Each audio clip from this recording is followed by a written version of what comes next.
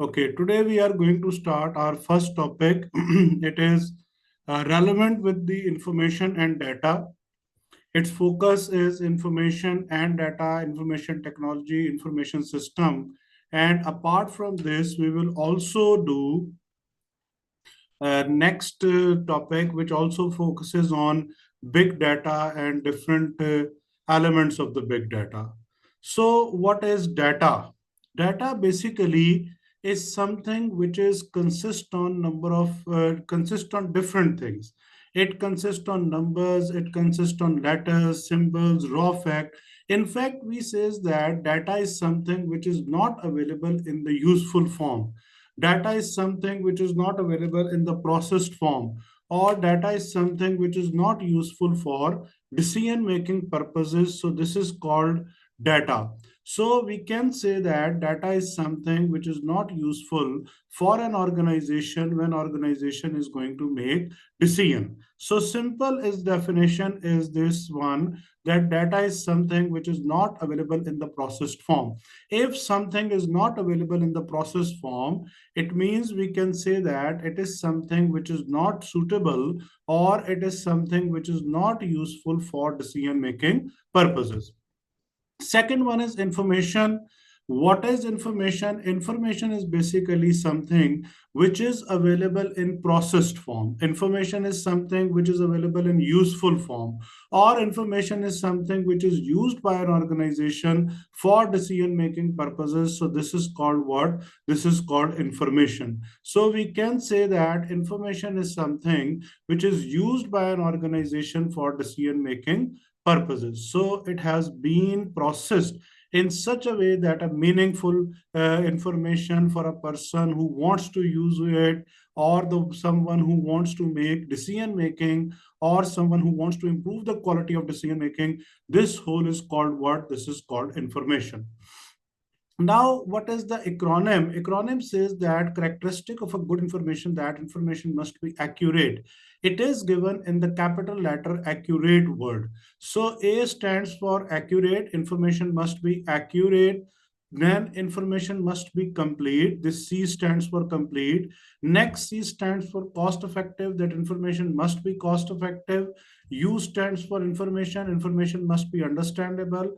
R stands for relevant or reliable, that information must be relevant, and as well as information must be reliable. Then A stands for accessible, that information must be accessible, that you can access the information. It is not very much difficult for us to access the information.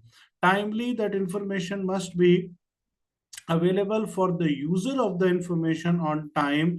And lastly, E stands for easy to use, that it must be provided in the easy language, or it must be provided in an understandable language, or it must be provided in a vocabulary which is understandable for the reader or user of the information. So this is called what? This is called easy to. Next one is information technology.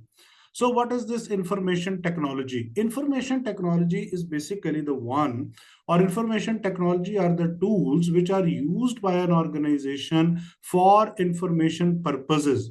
Information technology is a tool which is used by an organization to gather information, to capture information, to process information, and use this information for the decision making purposes. So this is called what? This is called information technology.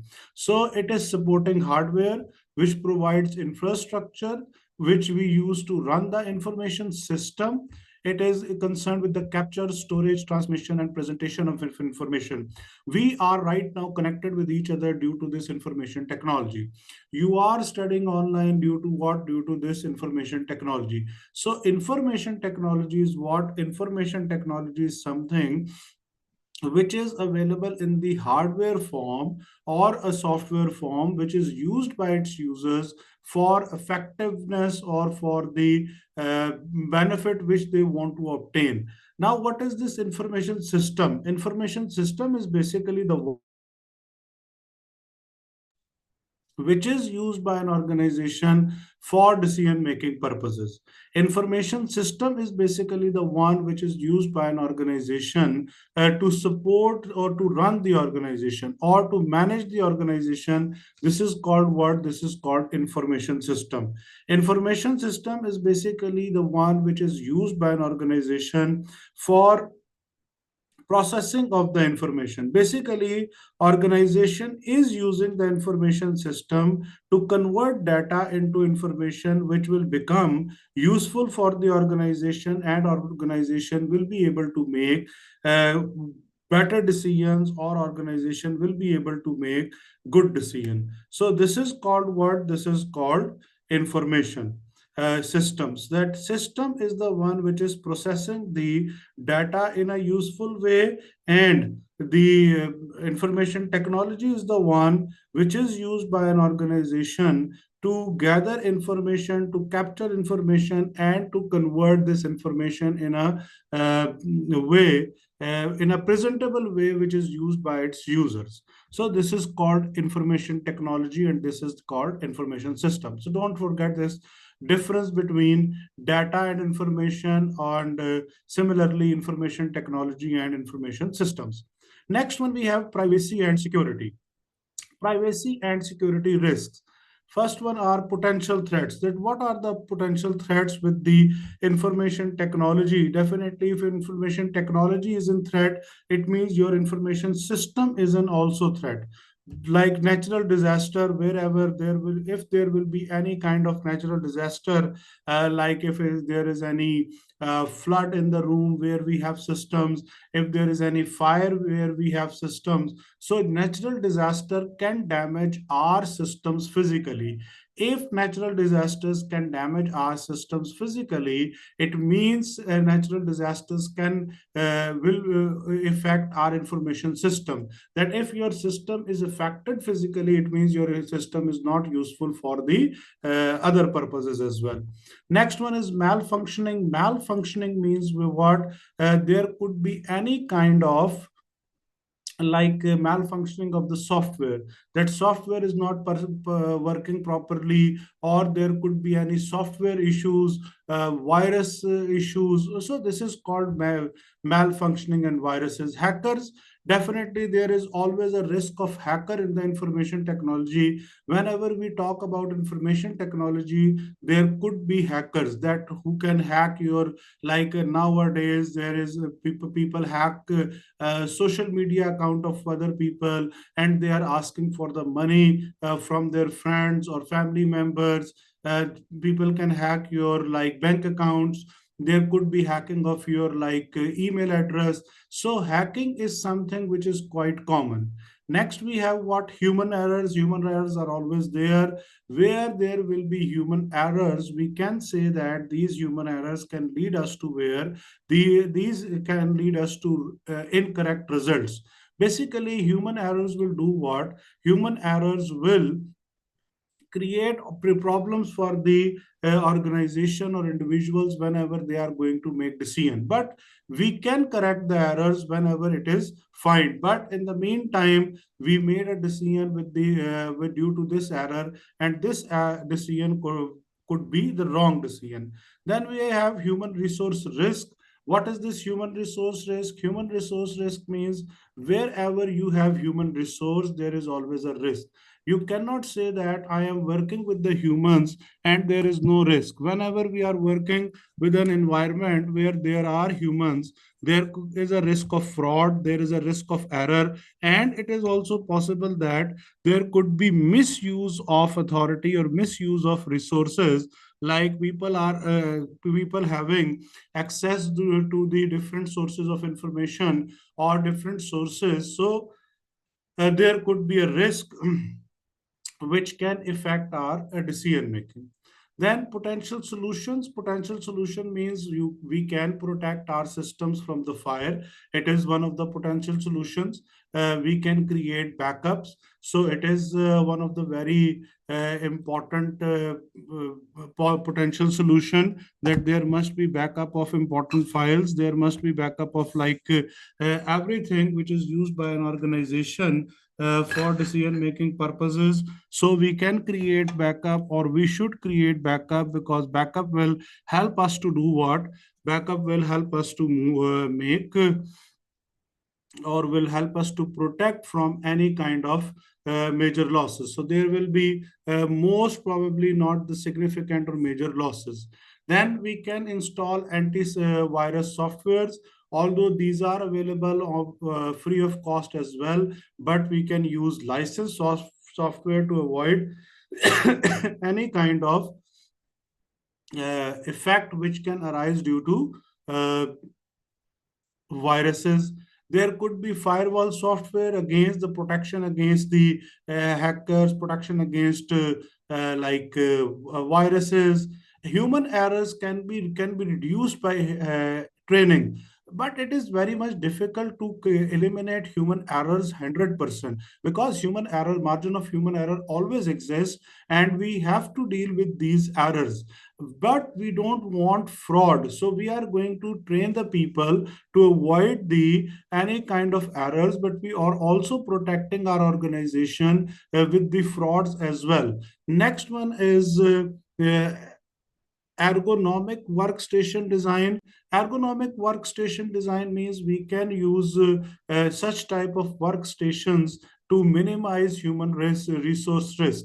But definitely it is very much difficult, or it is nearly impossible that we are going to eliminate this human resource risk or human error risk 100%. So we have to face these risks. These risks will arise, human error, human resource risk, but definitely we have to deal with these risks, and we are trying to reduce these risks by providing training to the workforce, and as well as we are using different ergonomic workstation designs to eliminate human resource risk.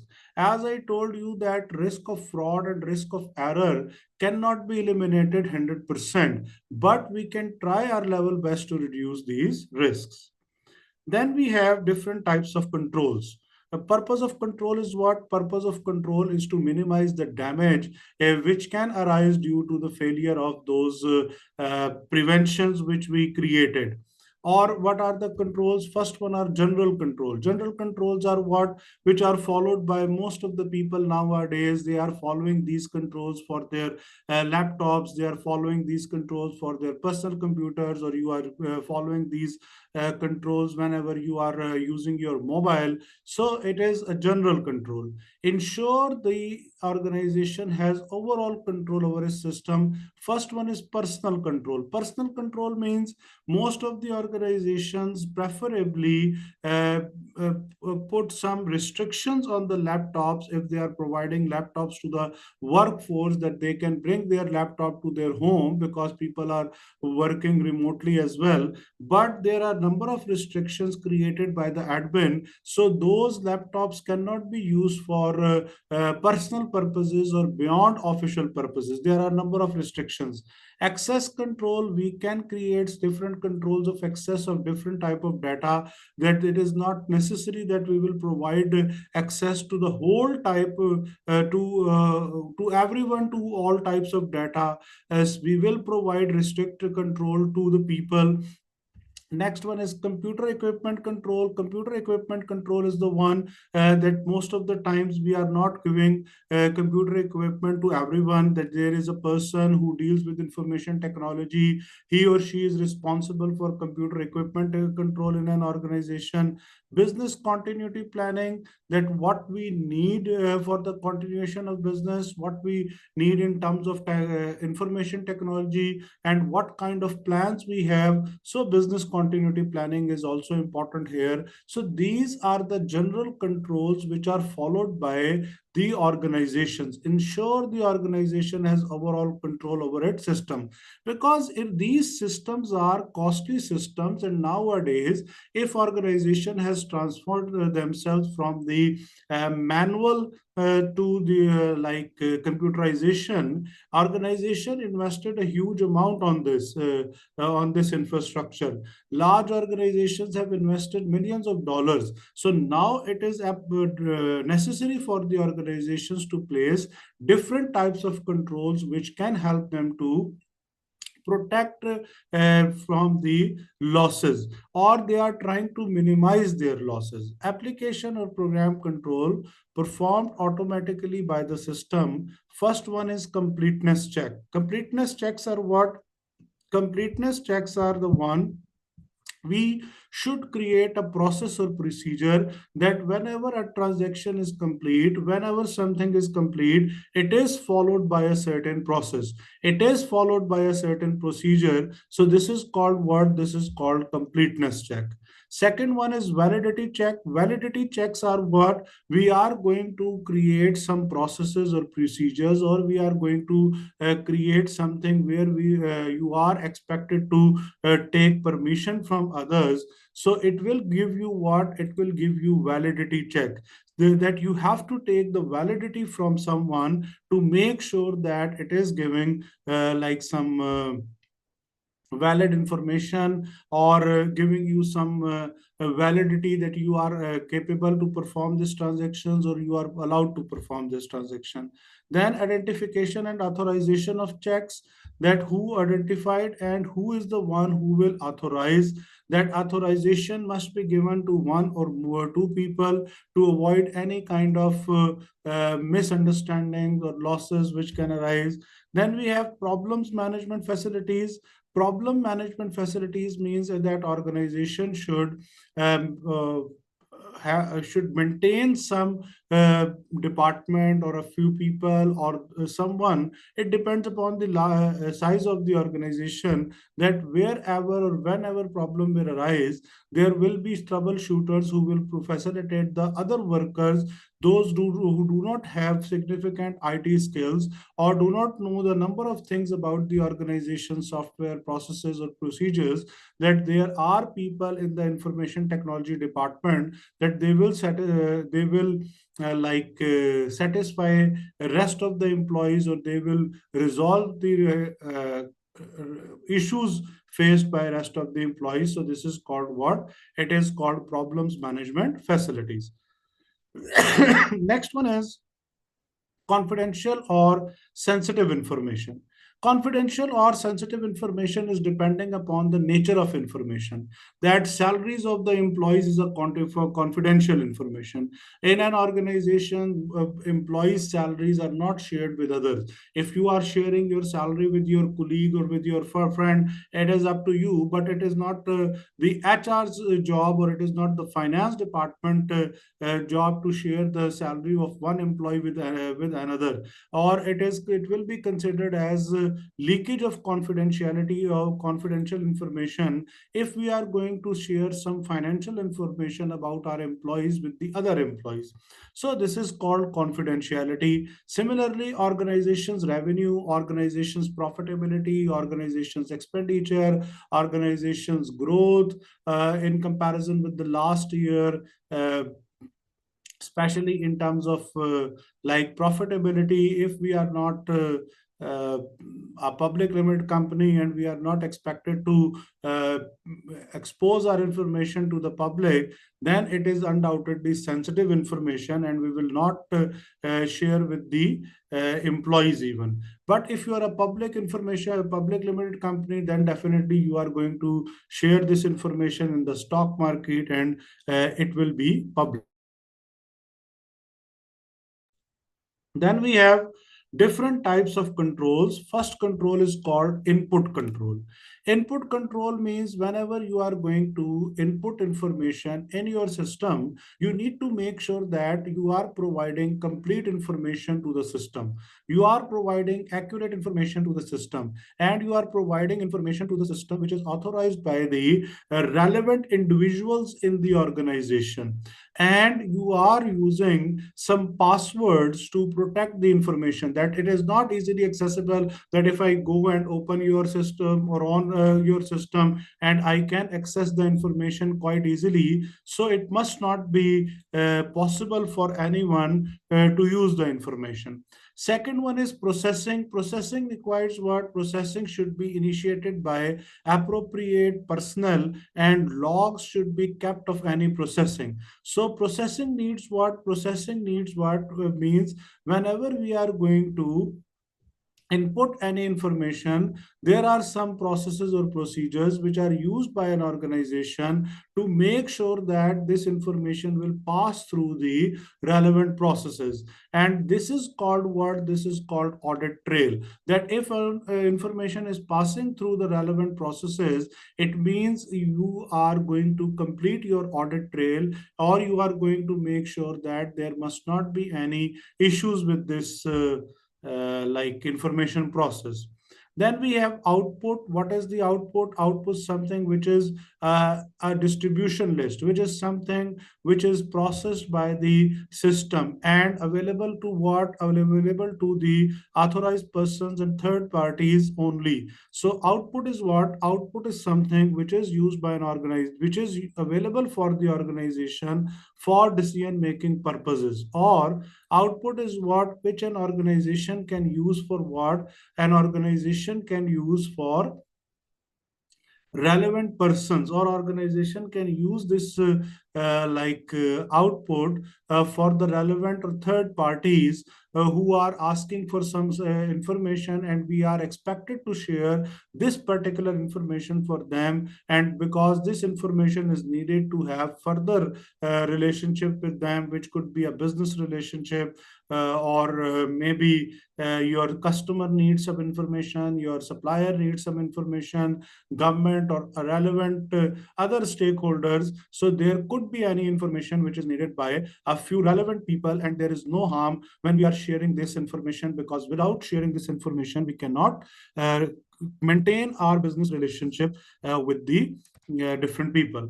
Then we have data visualization. What is this data visualization? First of all, we all know that data is something which is not available in the raw form. Now, data visualization is what? Data visualization is something where we are going to display our data visually to others, or this will be accessible the way facilities the understanding and the user of the underlying data. So data visualization is what? It allows the large volume of complex data to be displayed. You are going to display large amount of data. Currently, I am sharing my screen with you. So this book contains a huge information. So this is called what? Visually appealing and accessible way that facilitates the understanding and use of the underlying data. This is called what? This is called data visualization. Now, what are the five benefits of effective data visualization? Whenever you are going to present data, or it means now you are converting this data into a meaningful form. And conversion into a meaningful form means it is now becoming information. Information for whom? Information for the users of that data. So that is why it is expected that it will help them in making decision. Similarly, effective infrastructure include ensuring quality of data. We will There must be an effective infrastructure which will help us to make sure that we are maintaining the quality of data. Then there must be integration with the systems. Then there must be availability of the live data and real-time collaborations between the users. So these five are the real possible features or benefits of the data visualization. Real-time collaboration. Currently, we are collaborated with each other right now at this time, and it is called what? It is called the real-time collaboration. Live data. Live data means most of the information. If you are looking at the cricket match, it is a live data. If you are watching football match, it is a live data. If you are looking at the stock market screen when it is open, they are providing you live information. So live data is available. Integration with the existing systems, that if our existing system are already placed in the organization, then we need to make sure that the current system should integrate with the existing system. Effective infrastructure should ensure quality of data, that we need to make sure that our data must be qualitative. Qualitative in which sense? It must be qualitative for the decision making purposes. Then we have key benefits. What are the key benefits? Key benefit means first one is accessible, that you are providing information which is accessible, which is user friendly, or which is intuitive. Second one is real time. Real time means it is something which is available for the quick response to changes in the business environment. Performance optimization. Performance optimization means proactive. It is available. Proactive means what? You are going to make any decision, or you are going to do something before the time. This is called what? Proactive. Effective utilization of resources, that you are utilizing your resources in an effective way.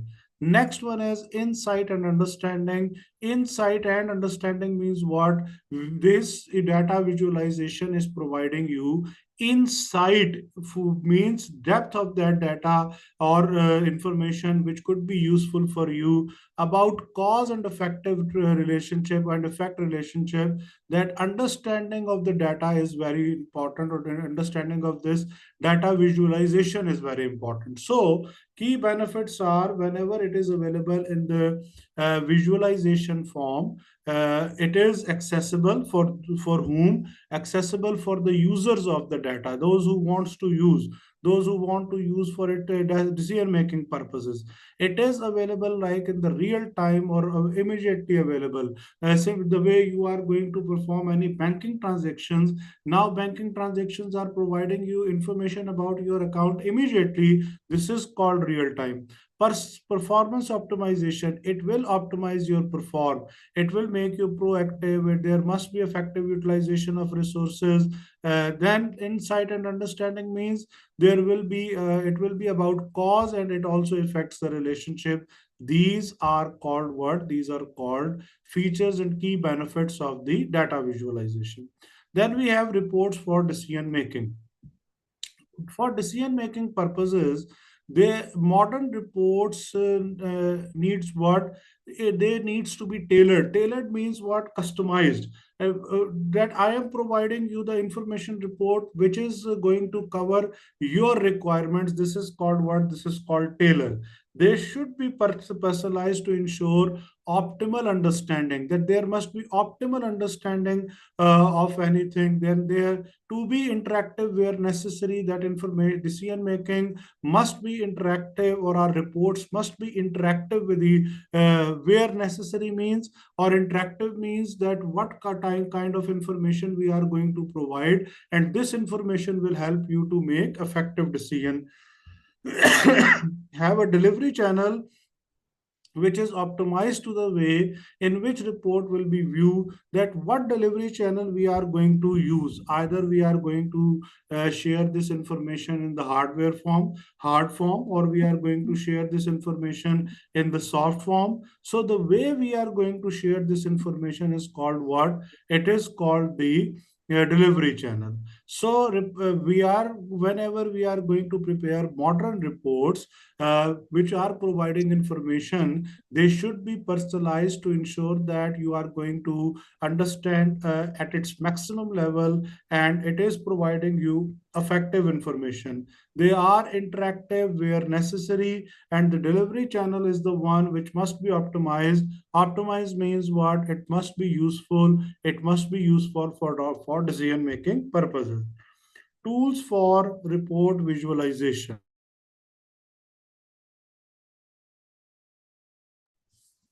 So what are the tools for report visualization? Number one, dashboards. We can see that there are dashboards.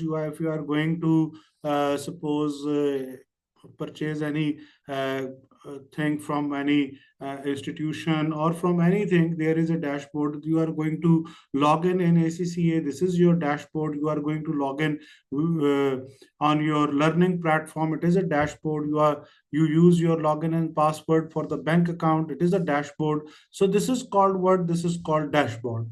Waterfall charts or bridges can be used in the reports to present information, to make information more useful, more presentable. We can use what? We can use line charts. Line charts are basically the one which we use to present trends, or which we show, which we wants to show about the seasonal products, that which one of the products are like having positive sales growth in the quarter number one of the accounting period, what are their sales in the quarter two, what are their sales in quarter three, what is their percentage change in quarter four. So there are trends.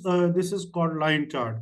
We can use these trends for forecasting purposes. Then we have mapping charts. Purpose of the mapping charts is again to analyze the performance. And lastly, the pie chart. Pie chart is basically the one which is used by an organization to determine the relative size of each one of the products from the total sales.